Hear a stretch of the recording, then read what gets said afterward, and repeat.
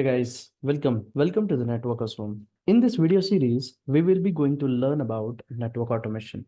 In this series, we will be learning automation from scratch.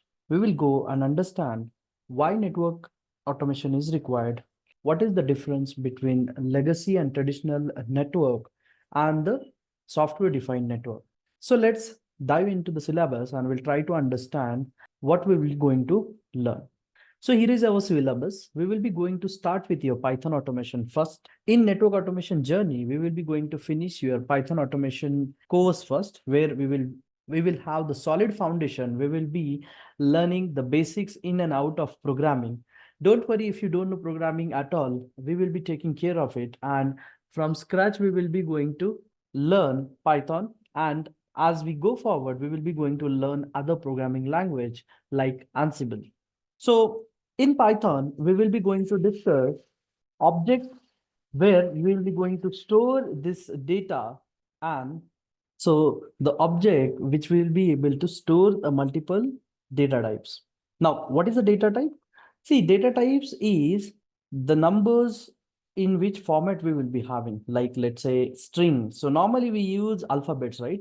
So in English, we will be having small letters, caps letters. This will be calling string in your Python. So to store any sentence, characters, or letters, we will be using a string data type. So we'll be using object which can understand and store a string data type. Then integer, a complete whole natural number we will be going to store, and we will call those number as an integer number. And those will be get stored into this variable, which is the integer.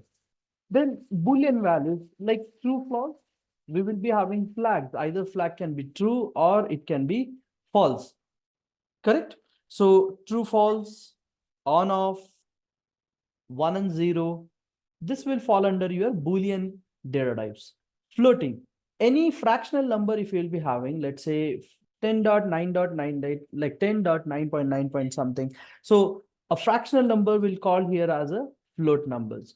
So that's what we will be learning more about the data types, what we will be going to work with. Because if you want to learn any programming language, you need to have the solid understanding on the alphabets, vowels, symbols, numbers, characters, what we'll be using and how you'll be using with a grammar to form a sentences. And that's what we'll be going to learn. So here we don't have anything such as a grammar, but here we'll have a syntax, which will be work as a grammar. So if with proper syntax, if you have proper data types and instructed in order to gain a certain output, so that will be working with your data types. We will be working with the objects. Then we are having a variables which will be holding a memory where it can hold any data type information. So it is a container which will hold the value in your computer. So it's like a vessel. In that vessel, if you want to put anything, you can put. So that will be called a variable. So variable can be of different types. So how we'll be going to create the variable, how we'll be going to operate with a variable, what all different operation we will be going to perform with a variable, that everything will be going to learn in this video series. Then in more detail towards the data type, what we have discussed, these all are the main data types, what we can relate with our normal English language and we can understand.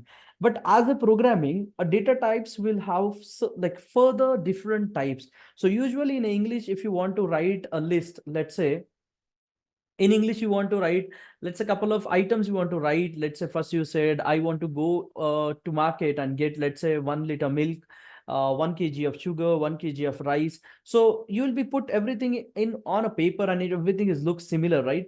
But the computer will not able to understand the same way what we humans do, right? So for that reason, computer have little modification with the data types.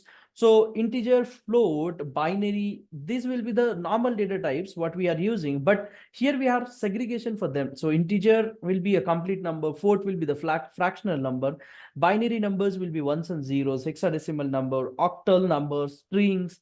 List will be the a similar or a different data types if you want to put it on a paper. So that will be considered as a list.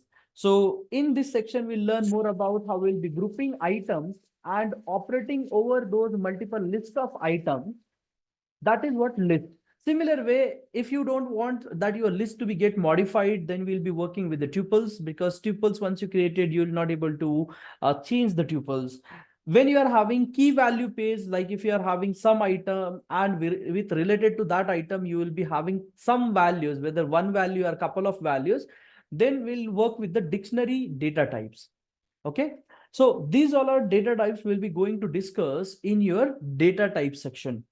Then after this, we'll go forward and we'll discuss more about your operations. So when we will be learn and master with the data types, we need to operate over them. So what kind of operation we'll be going to do over these data types, like adding new information, iterating over the information, like looping over them, get couple of logical and arithmetic operation perform on those logically. We'll be using those different data types, shortening them, removing them, like adding, like there are a couple of others operations we will be going to learn with the data types. So as we go forward after the operations, next thing we'll learn, that is a function. A function is a way what you can use a set of code multiple times. Like you can reuse the code with function. Let's say you are having a repetitive task. Let's say constantly you want to collect the value from the user. Let's say user credential, username, router loopback address. These all are the continuous information you want to get it for multiple devices again and again. So instead of writing same code again and again for multiple users, we can call a function which inside that the same code will call multiple time and will execute the same code, let's say n number of time. So a function which can reuse the code whenever the user called it. So function means we can use a single like simple instruction, we can put it into the function and we can use multiple times. So in this section, we will create the function, we will optimize your code, and which will look good, which will be easy to understand, and reusable feature we can enable with function. So next section we will discuss, that is all your conditional statements. Means when we will be going to have logical comparison or arithmetic calculation, if you want to do in this process, we need to compare the elements with each other. We need to understand whether it is a smaller number or it is equal, like is it exactly the equal or it is greater than it.